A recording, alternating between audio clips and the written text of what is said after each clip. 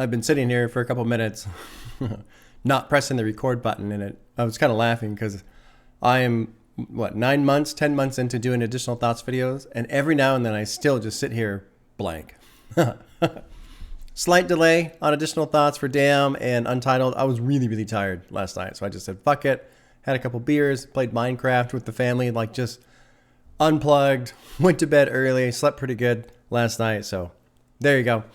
I'm going to start with Untitled first because I don't have a whole lot to say about Untitled. Untitled really is just a collection of songs. I have hearts next to 2, 3, 5, 6, and 8. Track 1 I like with the revelation, but it's got that kind of goofy beginning with the guy talking all low and stuff, and it's like, whatever. And then I like track 4 also. It's that song that's being played out at the end of track 7, but I honestly don't really listen to it that much. Cool little collection of songs. I mean, there's nothing else to say other than that. I like it. I really like it. I don't really consider it to be an album. I don't think it's supposed to be considered an album. I think it's really just that. Here's extra songs. Check them out. Cool. I'm glad I did. Now let's move into Damn. Damn was probably, I don't want to say the most surprising experience to me. I don't know. Initially, when I was done with the reaction, first thing I do on Fridays, when I finish the reaction and I finish all of the editing and I've done uploading, like I'm done working, right? I put the album back on. I just start listening to the album again. It's like, okay, let's start getting those additional listens and see what happens. And I remember like on my second or third listen, I was like, I don't like it. I don't like it. And I thought, oh man, it's going to fall into the category of Igor where, okay, I can appreciate, the writing and I can appreciate this, but overall I just don't enjoy it or whatever. And then started reading comments, started looking at stuff, and people said, oh, the whole backwards thing, he's speaking backwards at some of the later tracks. Some people say you can listen to it in reverse order and it's actually supposed to flow that way as well in terms of not necessarily a story, but just structurally it works that way. So I was like, okay, made myself a little playlist of, the songs in reverse. I was like, you know what? I like this. I like this. And, but why? Why does that matter if it's in reverse order? And I think really on the initial listen with Damn, that back end of DNA hits so hard, like just nuclear fucking bomb going off. Loved the back end of DNA. And then it kind of tapers off after that. And Humble picks up a little bit. And there's a little bit of, loud and aggressive in Triple X. That's it. And so from a ride experience, a reaction experience, it was like I had these really high highs and I just kept coming down after that. And maybe there was a couple bumps, Humble kind of bumps, but not as hard as DNA. And then Triple X even kind of bumps. But I don't even know if it's as hard as Humble. So if you think of it like a spiky graph, like it just kind of flatlines, right? Duckworth is pretty good too. I'm not saying Duckworth is slow, but just the overall experience for the album. And I think because of that, it left me with an impression of kind of disappointed, honestly, And in a sense, it's a cool thing to see because it shows how much the track order matters. Like, for example, there's an album by Tool called 10,000 Days. And I don't like the original track order because it starts out heavy. And then the second track starts out heavy, but then that one kind of slows down. And then it goes into like this song about his mom, and that one really slows down, but then it picks up at the end, and then track 5 picks up, but then it slows down again. And so you're constantly like getting this like auditory jerking motion where you're going and then you're stopping and you're going and you're stopping. And I don't like that. I ended up making my own playlist where the heavier shit's up front, and then it just kind of slows down overall at the end, and then it feels like a smoother ride. So playing Damn in reverse, starting out kind of slower and then building and building and building and then hitting with DNA at the end and then him getting killed by the blind woman, I liked it. I really liked it. I was like, okay, I'm starting to get into this thing now. Now I have something in my eye as well, which is great. Great for videos. And then I was like, okay, I like it in reverse order. But then there were still some tracks, that just was not clicking on, like with Love, Lust, God, Loyalty, like those tracks, I was like, yeah, I'm just not into them. I'm skipping over them a little bit here and there.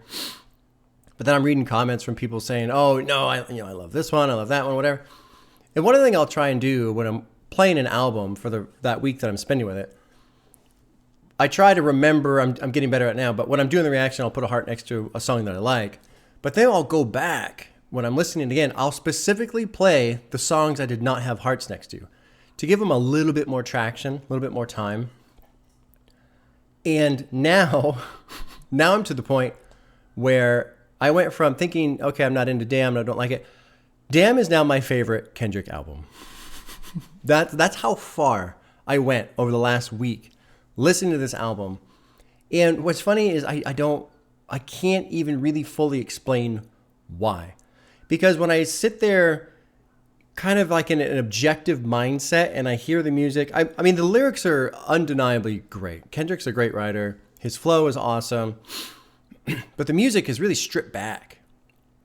And I was thinking, like, why am I okay with that? You know, why am I okay with something that to my ear sounds, well, I'll just say mid, I guess, honestly, when, you know, I like Good Kid, Mad City so much more, you know, To Pimp a Butterfly has so much more music going on. Even Section 80 has a lot more music going on. Why am I okay with this? And I don't know. The only thing I can think of is the fact that because this came after Pimp a Butterfly, after Good Kid, Mad City, after Section 80, because Kendrick has already displayed a pretty good amount of range, this is adding to that. Rather than if this was his first album, I probably would not be into it as much. I'd go, yeah, he's a great writer, great rapper, but the music's lacking. I would consider that a weak point in terms of just the production in general. Not that the production is bad, but I would say it's lacking in terms of just its musical ability. But we know, all of us who have heard the other albums, that that's not the case, that this is intentional. This is an intentional sound. And so then I started thinking about, okay, you know, I was watching all the music videos. I watched the Mallory Brothers reaction, or most of it. I don't think I watched all of it, but I like watching those guys. They're cool. And I realized too, I never pay attention to radio. I never pay attention to the radio aspect, music videos, you know, any of the commercial, any of the intentional targeting of an audience kind of stuff. I just listen to an album for me, my own personal experience, and I take it or leave it as is. I don't have a marketing mindset when I'm listening to music, but these guys do. You know, when they're making their albums, they're making intentional decisions on, okay, if we go this way, it's going to have this kind of appeal. If we go that way, it's going to have that kind of appeal. And it feels like Damn has more commercial appeal, you know? It feels like almost any track on this album you can play on the radio. And I have no idea how many were singles or which ones were on the radio, or which one's big.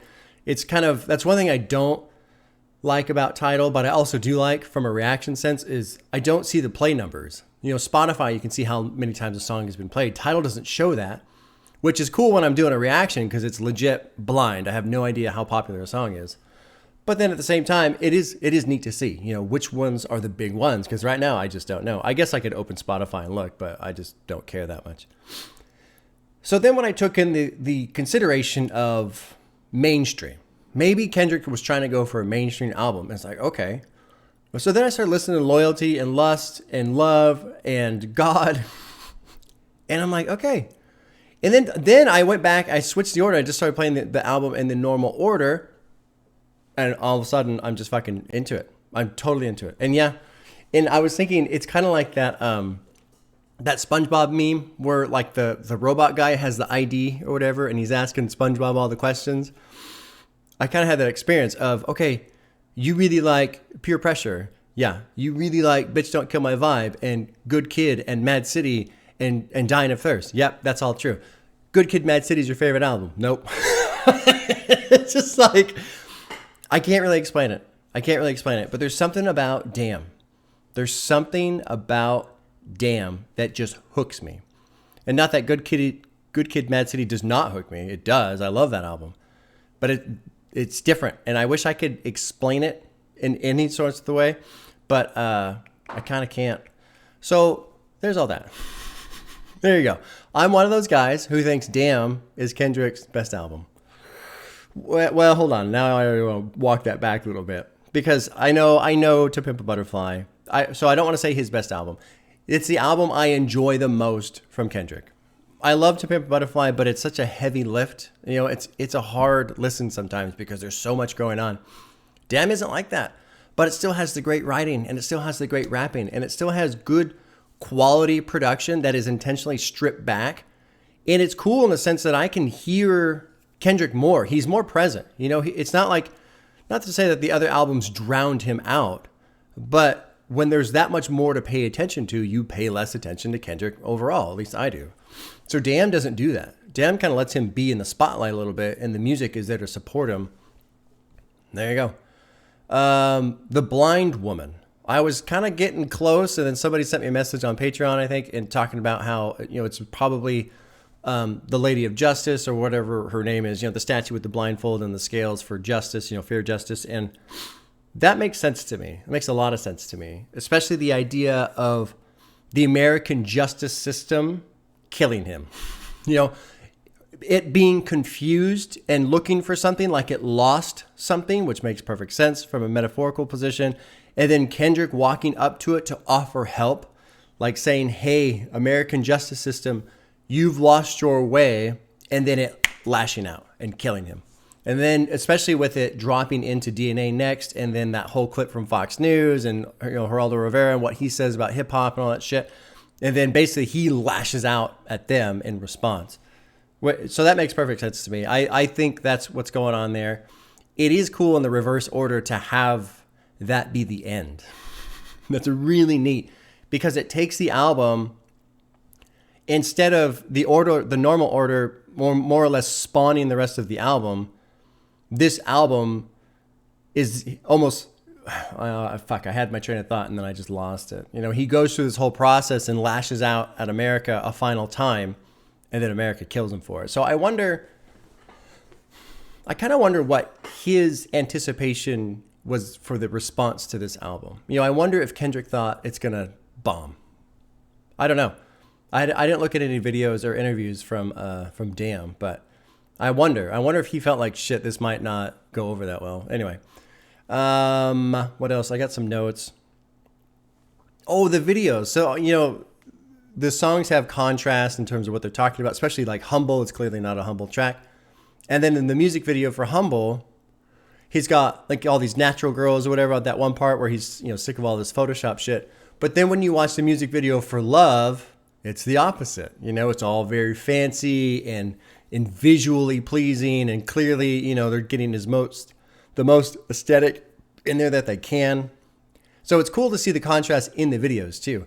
The video for Humble was awesome, by the way. Everybody recommended it. Yep, that was very cool. My wife and I did a reaction to a couple of the live performances for the Untitled. Those are fun. That's on Patreon. I don't really do the reactions to videos on YouTube anymore because it's a copyright against audio and video. So then you have to blur the video out. It's just a pain in the ass. It's not worth it. So that's a Patreon only thing. On Fear, I kind of remember on the reaction for Fear talking about his mom a little bit. And I tried to tread that carefully because I don't want to say something about anybody or their parents when I clearly don't know them.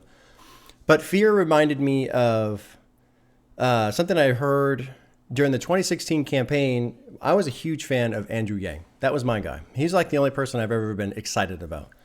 And there's a lot of reasons for that. I won't get into it. But one of the things he talked about was how poverty, they've done studies that show when you're under financial strain, how it affects so much of your life. It affects your health. It affects your ability to make decisions.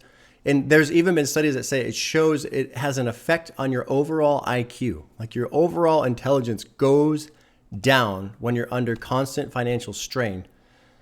And I wanted to talk about that just because, you know, in that song Fear, when he's young and he's talking about all the things, you know, his mom's going to beat his ass for, and it makes her sound just terrible in a sense, on the surface. But I thought about that, and I thought about these studies that talk about how people are affected by constant financial strain. And, you know, being a single mom is another strain. Living in a shitty neighborhood is another strain. Drugs, gang violence, that's another strain.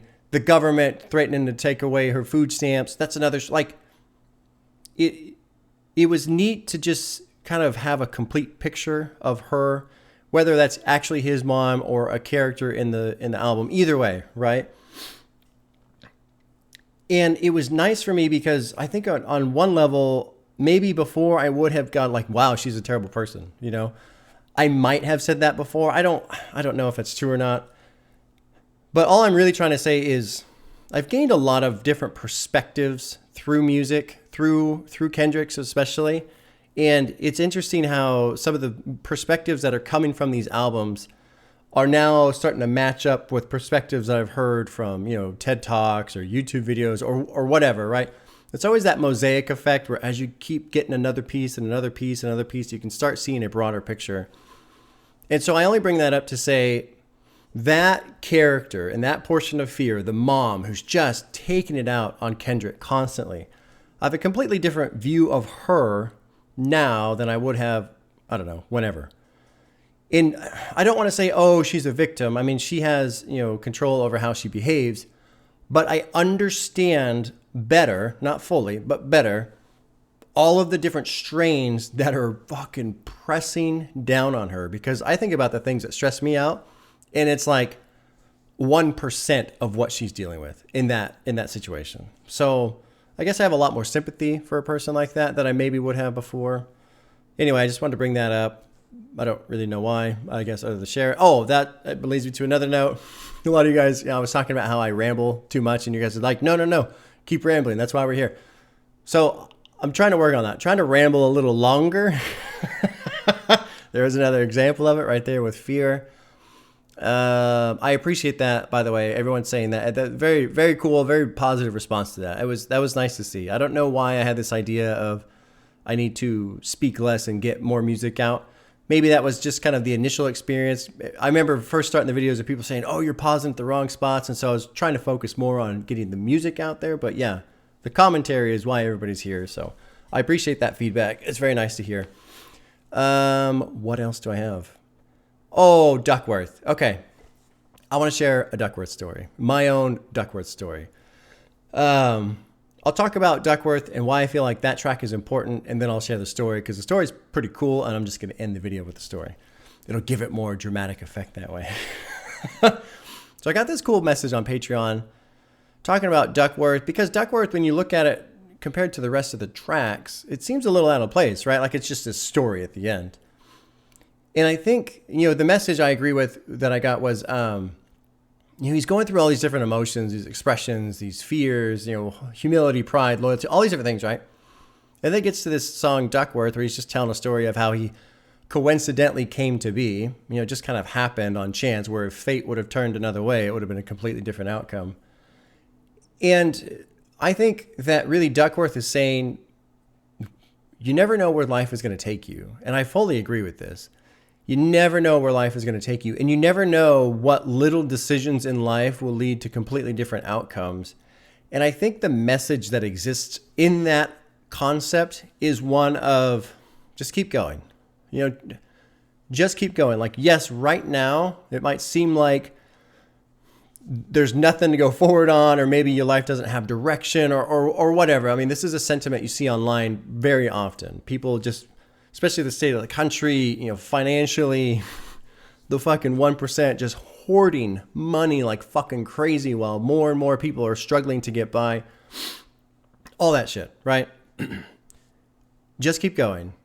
And just keep trying to make decisions that are positive for your own life, because you never know what's going to happen, where you're going to be a year from now, 10 years from now, 20 years from now, so on. That's kind of the idea. And then two, I think it's just a neat story of showing how random life can be and how things go one way. All of these chain of events don't happen. You know, it's kind of like the parallel universe type of thing, right? Where there's multiple universes where all the different decisions and outcomes exist, whatever. So my Duckworth story, and this is not me, I was not there, but it relates to me in the sense that Duckworth's story relates to Kendrick. My grandparents on my father's side, they were both kids in Holland during World War II, my grandpa and grandma. And my grandpa specifically, you know, the Germans occupied Holland. They were there. And my great-grandparents actually hid Jews in their house. I don't know all the details. This was something my grandfather never really talked about. My grandma, you know, grandparents always want you to eat, but my grandma always wanted me to eat, always. And I think she had this perpetual idea of you never know we're going to eat again in her mind, because I think that was put into her head as a kid and it just stuck forever. And then, of course, being a grandma, you get, that's just part of it, right? But so there was a time before my grandfather died, a couple years before, there was like this Rotary Club thing where they want to honor him and what, his family had done during the war and stuff. And it was cool. They gave him an award and they had him talk, and he told some stories that I'd never heard before. And one of them was he was at the farm with his parents. I think he had two brothers no sisters. Anyway, German occupied Holland. SS rolls up in their car. There's like 4 of them, right? They get out. Time to check the house, inspect for stuff, looking for people, looking for whatever, right? Because they would just come by and take shit too. Sometimes they just take shit, seize it. My great-grandparents, they had a little farm, and that was basically their livelihood. And they had 1 horse still. That was all they had left. And they needed that horse for, working land and doing different things. And SS goes through the house. They check the house. And as they're getting ready to leave, one of the SS guys says, "Oh, is that your horse?" And my great-grandmother's like, "Yeah, that's the horse for the farm." And he says, "Well, we're going to take that. We want that. We're going to take that horse." And she's like, "No, you're not." And you can imagine the situation, right, of an SS officer saying we're going to take something and then somebody else saying, "No, you're not." And of course, the whole family's there. Everybody's there. It's 3 other officers and the family. And he's like, "Yeah, we're going to take that horse." And she's like, "No, you're not taking that horse. That horse is our livelihood. We need that to run the farm. If we don't have that horse, we're basically going to die." So then he pulls out his little, not Tommy gun. I want to say Tommy gun, but like the MP44 or whatever the fuck it is, and points it at her. We're taking the horse. And she grabs the gun barrel and shoves it out of her face and says, "No, you're not. You're not taking that horse." And then the SS officer turns towards the horse and points it at the horse. And she walks over in front of him, grabs the gun barrel, and shoves the gun away. "You're not taking the horse." So when my grandfather's telling this story at the Rotary Club thing, the whole fucking room is silent. Because we all fully expect how this is going to go, right? So the SS officer looks at the other guys. They're looking at him like, what are you going to do? And he turns around and he gets in the car and they all leave. And that's it. And I always get worked up because here I am. Plus, the badassery, right, of my great-grandma. So, anyway, there's that story. I was hoping to end it with dramatic effect, not quite cry effect, but it's incredible because nothing would have happened to that guy if he would have blown away the whole family, right? Nothing would have happened. They wouldn't even have to report it. Even if they did, they would have said, "No, they resisted arrest," or "We were seizing property and they fought back, killed them all." "Oh yeah, no problem." Like nothing would have happened. Nothing would have happened. But here we are.